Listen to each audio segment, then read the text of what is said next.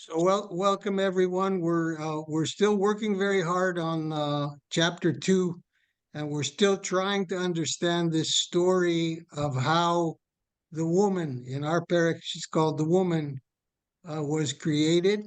That's what we'll read tonight, and then we'll go back and do the pshat that we're running behind on by some of the mefarshim on these last few psukim. So let me bring up the text uh, and find share screen and say share. Um, and does everyone see it? Yes, someone? Yeah? Can we see it? Yeah, Yes, thanks. yes. Okay, so we have been working on um, it's not good that the man is alone, and we understood that, and then his relationship with the animals and naming the animals, all this. So Perek Aleph is the Perek of nature, Perek Bet is the Perek of relationships, man's place in the world, and then finally Perek Gimel is the chapter of choices and figuring out right from wrong, etc. So now here we were, Vayapel. We read this, so we're going to try to work on 21, 22, 23. Vayapel Hashem Elokim Tardema Adam. So Hashem um, um, put asleep on the man, and he slept. Vayishan Vayikach Achad Mitzalotov. He took one of his sides, and now here's the word Vayizgor. We didn't deal with that word yet. Basar tachtena. He closed up the flesh underneath her, right at the site. So we have to come back to that. And then we have a new verb, vayiven, from the word built, livnot. That's a new word for us. And vayiven Hashem Elokim et etzela asher lakach min ha'adam. So Hashem formed, built the side that he took from the man, le'isha, it formed it into a woman. Le here is, into kind of a thing. Vayeviyeha el ha'adam. And so the Mefarshim are going to try to understand what does it mean. And he brought her to the human, to man. What does that mean? We'll see the Mefarshim. And now Adam understands that this is something, a unique part in nature, the singular part that he's meeting Chava, the woman, for the first time. Vayomer ha'adam zot hapam, this unique time, etzem me'atzamai, a bone from my bone, ubasar mibsari, flesh from my flesh. Lizot, again, our famous word zot, yikare isha, we will call her a woman. What? Isha, ki mi ish lukacha zot, because what comes from the man, was taken from the man, is part of the man. So I want to ask you guys just to think about, if etzem and basar, if one could be the spiritual faculties, and one could be the rational faculties, and they're sharing them. It could be. Okay, we're going to see something different today. And then the parak closes up. Al ken, as a result of this unique relationship, al ken ya'azov ish et aviv et imo. It's a therefore, al ken, right? Hence, like al ken berach. Al ken, as a result of this union that was taken from man, ya'azov ish et aviv et imo, a man will leave his home, his parents. Vidavak, this is a new word for us, cleave, stick. Be'ishto vayu lebasar echad, and they will form one union, become one flesh. We'll see where we get with that. Now this pasuk, which we'll probably introduce when we get together, we'll start here. Vayu shnehem arumim, right? It says all that they were naked. Adam v'ishto v'lo yitboshashu. Now, the word boshesh does not mean shame, and yet all the Mefarshim use the word bosh here, so it's a little confusing to me. Here, look here. Remember this in Shmot Lamed Bet. Everyone see this? Vayara am ki boshesh Moshe laredet minahar. So boshesh means to be late. So we'll come back whenever it is, and we'll work on that. So for today, I want to go back and cover the. Now, I want to again ask you rhetorically, everyone, just think about it. Is there any reason that from what we read in the text tonight, that the man and the woman wouldn't be equal? Did we see anything that starts sort of any kind of hint at either inequality or susceptibility to certain bad habits or anything? So I think the answer is no, we don't see that necessarily. But so we're going to see the Sforno say that. But it's not a fair question because Hashem never told Eve that she's not allowed to eat from the tree. So, like the fact that they're equal doesn't come into play when she takes from the fruit and gives him. She's relying on what he said to her that she's not allowed. That he's not allowed to eat from it. So I think it's not a fair question because already from the beginning. So good. So let me narrow the question down. I'm going to show you a Rabbeinu Bachya, and I'm going to show you the Sforno, and they're going to say different things. And then when we get to Chava in Perek Bet, everything Chava understands, right? She probably heard from her husband, right? That's what Rabbi Goldman is saying. So good. So let's go back here for a second. Where are we? So we were still here. We were still haven't done the pshat on this one, even though we covered it. I want to ask, what's vayizgo basar tachtena? What does that mean? The word lizgor, to close. So Rashi, start with Rashi, and he closed up the place where he was cut, right out of the Gemara. So Rashi and the Ramban rely heavily on Brachot 61. Vayishan vayikach, and then he took in order that he should not see the piece of flesh out of which he was created for he might be despised by him. So the Gemara in Sanhedrin and all the Mefarshim follow that is, why is all this sleep? This sleep was so that Adam wouldn't be afraid of this procedure, that Adam wouldn't have any kind of negative reaction, so to speak, to that procedure. So it's funny here, this Sforno does not seem to have English. I don't know why.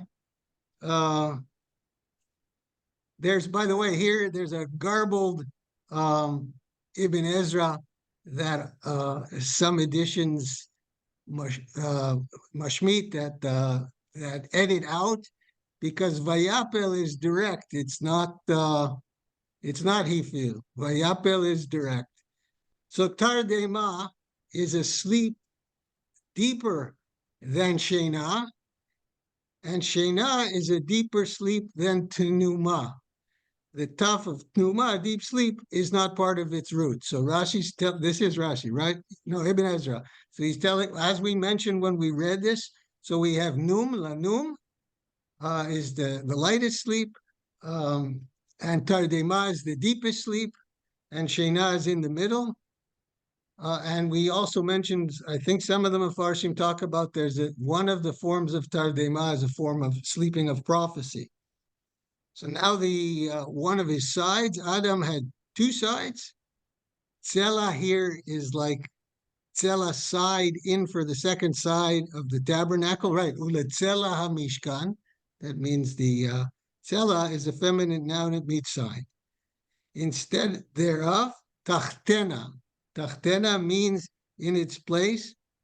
tachtena instead of, spelled with a superfluous nun. Okay, so that's the word tachat, right?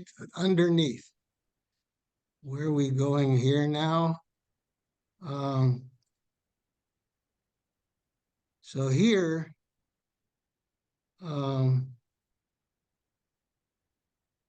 here we start getting into something that starts deviating from our from what we would call pshat. So here Rabbeinu Bachya is saying, with reference to the letter samach in the word vayizgor, Bereishit Rabbah writes, so he's quoting Chazal, that as soon as Chava was created, Satan was created alongside her. So the sh in vayizgor reminds us of the sound of Satan. So Sitra Achra, the same kind of sound. If you point that the letter Samach already appears in the rivers, the psukim that I told you that I still owe you, we skipped the four rivers. The letter was used there only in connotation with the rivers, not in connotation with the creation of either man or woman and their fates. So here, creeping into this already is some negative aspect in the association with Chava.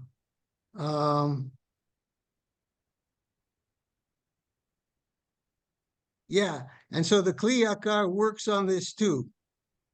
Okay, because he asks, why the Samach? Why not, why not the Sin or the Nun? So the Kli Yakar works on this too and does not seem to have English, so we will skip that.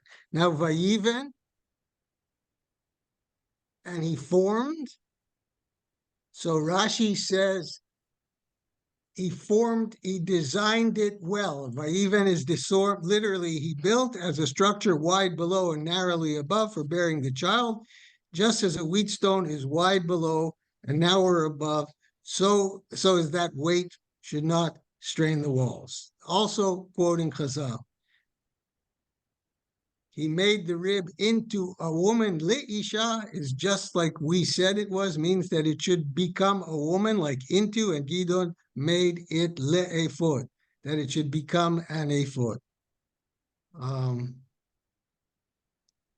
Here's the Sforno that I wanted to shout out tonight.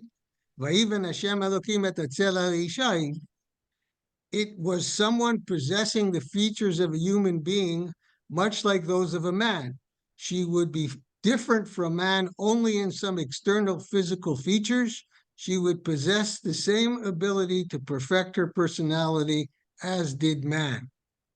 We're going to see in the next pasuk that Rabbeinu Bachya steps back on that. So now Ibn Ezra is trying to, and he brought her, he's giving two shots. When Adam awoke from his sleep, he thought that the woman was brought before him as the animals were brought before him. So they're thinking of his thought, Adam's thought process, because she's there.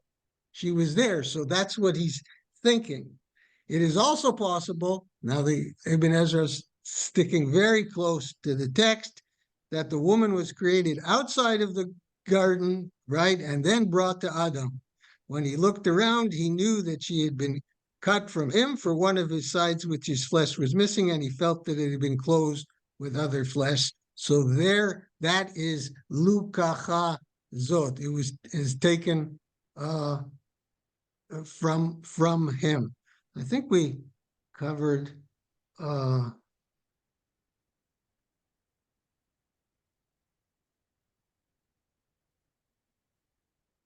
so here the Radak adds, however, this time finally when Hashem brought Chava to him, he recognized immediately that he had found a truly compatible mate. He did not only realize this by comparing her visible features, but he became aware that part of his body, or at least one of his ribs, had been removed, which confirmed his impression that Chava must indeed be his other half. So there's a side to this that's relationship oriented, and there's a side to this that's physical. So now, Lizot Yikarei Isha, Kimi Ish Lokachat. So in other words, his name was Adam. And so he could have called her Adama. How did he know that he was an Ish? And therefore she would be a Isha. The reason he did not call her this was that she, as opposed to him, had not been formed directly from earth, but from refined matters, his own rib. Even though subsequent human beings who are born by woman and from sperm supplied by the mare are still referred to as Adam, even though they're not from the earth, right? Though they do not originate in the Adamah, the custom is justified, just as is the fact that the Jewish people whose ancestor was Yisrael are called Bnei Yisrael, though their genetic connection to the original Israel is tenuous. The word Ish is a general term for man, also sometimes used to refer to a specific human being. This is why sometimes the word is used as describing people in general. V'ish lo ne'edar, no one was missing. Or Gidon ish Yisrael, ish v'ishto, male and female, seeing that the man is the predominant partner and the woman's husband, seeing she is as if literally one of his organs. He is often referred to as Adon, master. In Judges, we read, Vayomer Ish Yisrael el Gidon. The meaning is not that a particular Jewish man said something to Gidon, but that the Jewish people at that time suggested to Gidon that he become their ruler on an ongoing basis, even his children having a claim to succeed him. Which as you guys remember, he declined. The reason why Adam did not refer to Chava as Isha, as the feminine form of Ish, was to avoid confusion with the word Isha when it means her husband. So I'm not sure I understood that last part. Let's look back at the text. Mapik. Yeah, okay. So everyone see here, there's a dot in the sheen, and there's no yud here. Everyone see that? Yes? So if there would be a yud, then it would mean like Ish Shelah, right? Her husband, Ish Shelah. Good. Okay. Lukacha zot, the word lamed is pronounced as a long syllable, whereas the vowel kamatz is shortened into a chataf kamatz. When Adam referred to Chava merely as zot, as this one, as if she were merely some chattel, he did so because he did not refer to her alone, but to her entire species, the female of the human species. So,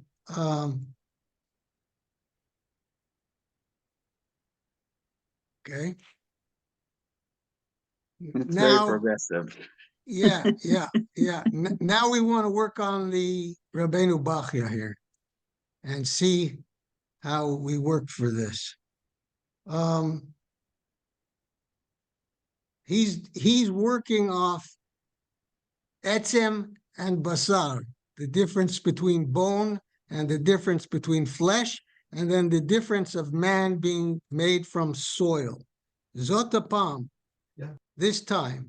The plain meaning of these words is, this is the only time bone is being taken from my bone. From now on, it will not be necessary to remove part of a man's bone or flesh to provide him with a mate.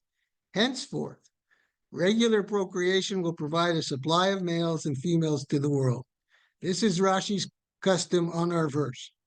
From a homiletical aspect, so that's like a midrash, the words etzem me'atzamai may refer to Adam having the feeling that the bones of his wife were harder than his own.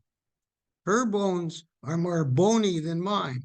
The reason for this would be that they had been constructed out of bones, whereas his own bones had been constructed out of the earth. This may also be the reason that the Torah wrote Vayitzer with two yuds when describing the formation of Adam, as the word is similar to Yotzer, a potter, when someone who uses soft clay as his raw material.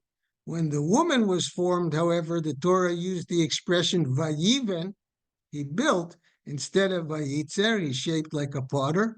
The term Vayiven, he built, reminds us of a builder who builds a solid structure, something made of hard materials, not of clay. Perhaps this is the reason that the psalmist in Psalms speaks of God being merciful to his banim, sons, as a father is merciful.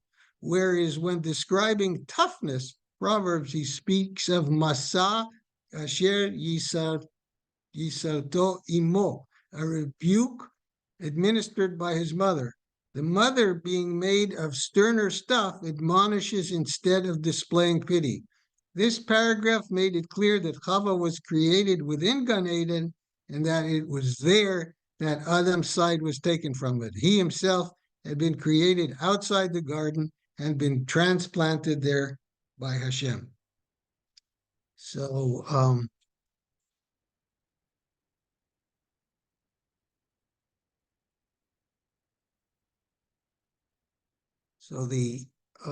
at least when I read this, it's a little softer. When I read this, I particularly his quotes on the psukim, I thought that because man was formed from the earth, he has a little softer nature, and because the woman was the side and the etzem, suggesting a little harder nature here.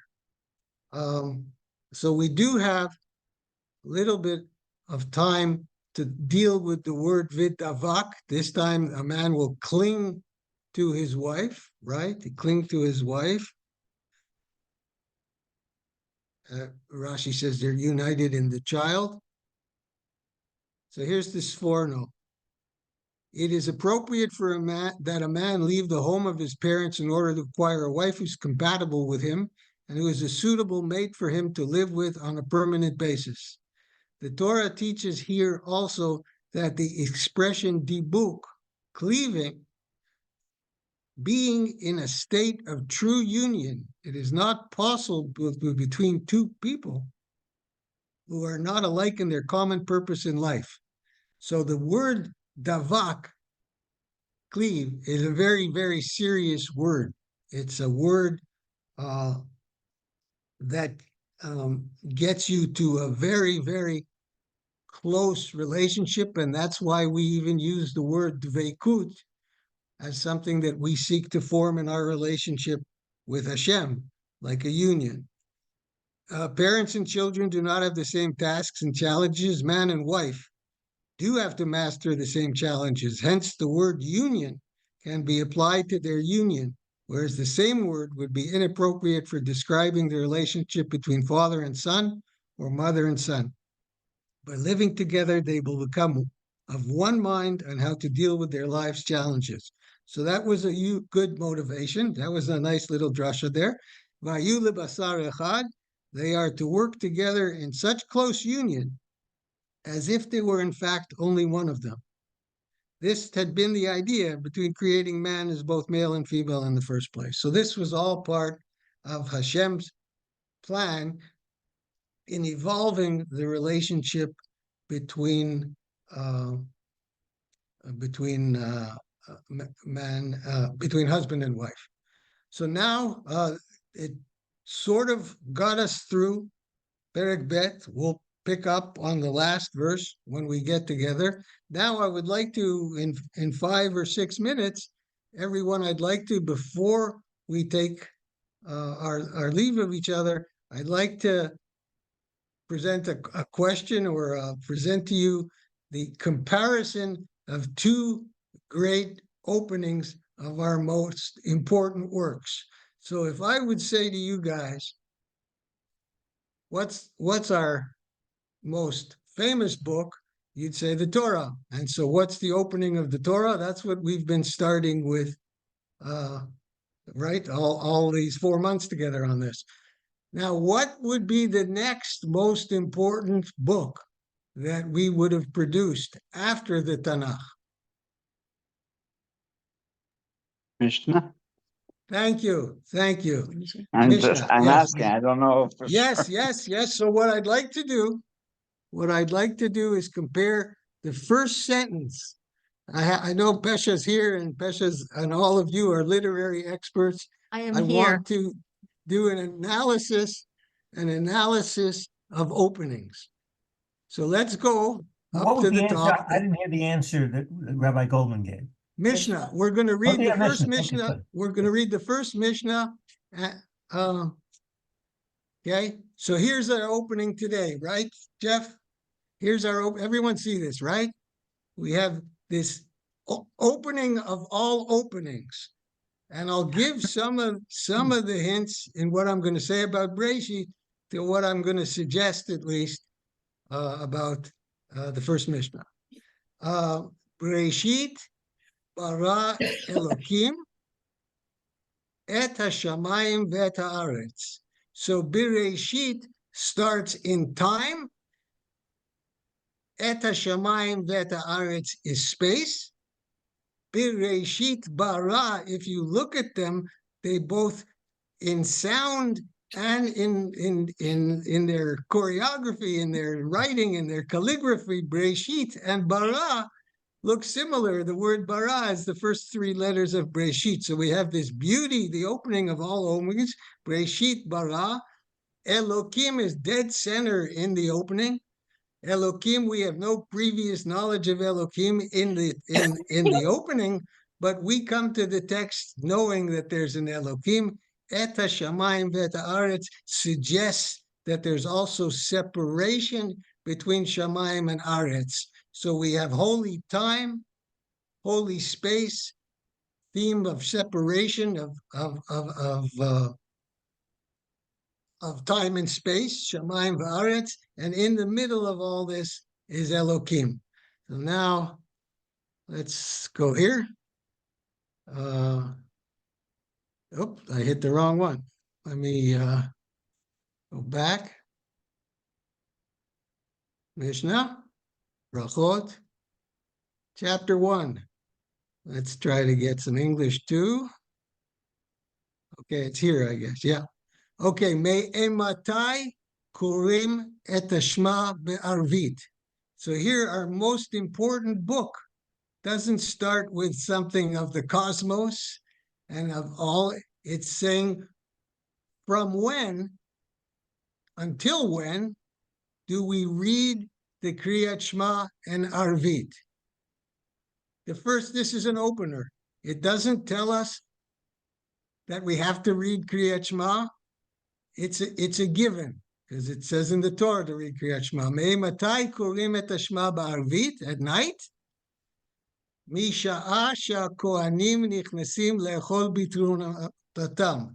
So instead of saying nightfall, instead of saying tzet kochavim, when the stars come out, it gives us another symbol for that, from the time that the Kohanim are allowed to come out of their ritual impurity, return to purity, and eat their truma after sundown, right after sundown. So this beautiful opening starts with time, just like Bereishit. Me'ematai, from when? But it also hints to us that this whole chibur, this whole book, this whole is a response to the fact that we've lost our holy space, that now there's a huge transition in our, we don't have a temple, we don't have Kohanim and the Mikdash anymore. And we still use that waypoint as the time as nightfall. Rabbi Eliezer says until the end of the first watch. So you divide the night, let's say, into 3 watches, and so there's a certain time in the evening. The Chachamim, the sages, say Ad Chatzot, until midnight. Rabban Gamliel adds Ad she'aleh Amud HaShachar, all the way up until. So what's Amud HaShachar? Is that dawn? Is that the word in dawn? What's the word for Amud HaShachar? Dawn. Dawn, it says, right. Okay, so Ad she'aleh Amud HaShachar. And so now it goes on, though. It goes on and it tells a little story. Here in the middle of this opener, Maaseh Sheba'u Banav Mi Beit HaMishpeh, they returned home at night and they said, we haven't read Kriyat Shema. He says, if it's not dawn, then you must do it. But now listen to this adding. So first of all, we're in this opening of this, we're seeing there's more than one opinion. That's different than Bereishit bara Elokim, Elokim of all the earth. Here, our response to our churban, our response to our lack of holy space is now we have to work things out. And so now he said, Velozu bilvad, but more than that, whenever the Chachamim say Ad Chatzot, until midnight, really they're saying the real mitzvah can continue Ad she'aleh Amud HaShachar till dawn. And that was the time again where they associated with something that happened in the temple, the sacrificing of the fats and the organs, the limbs. Mitzvatan Ad she'aleh Amud HaShachar also was done till dawn. And everything that was permitted for that one day also was permitted until dawn. So then it closes the opening by saying, so if everything really is until dawn, until Amud HaShachar, why did Chachamim say Ad Chatzot, until midnight? Kedei leharchik et ha'adam min ha'avera, to have the person in order to distance a person from transgression. So now we see that even though we have multiple opinions in many, many respects, all these opinions are subsets of each other. They're sort of the same truth, but they're trying to they're trying to express it slightly differently. So I just wanted to close on that. I wanted to close on that note. Wait a sec, and say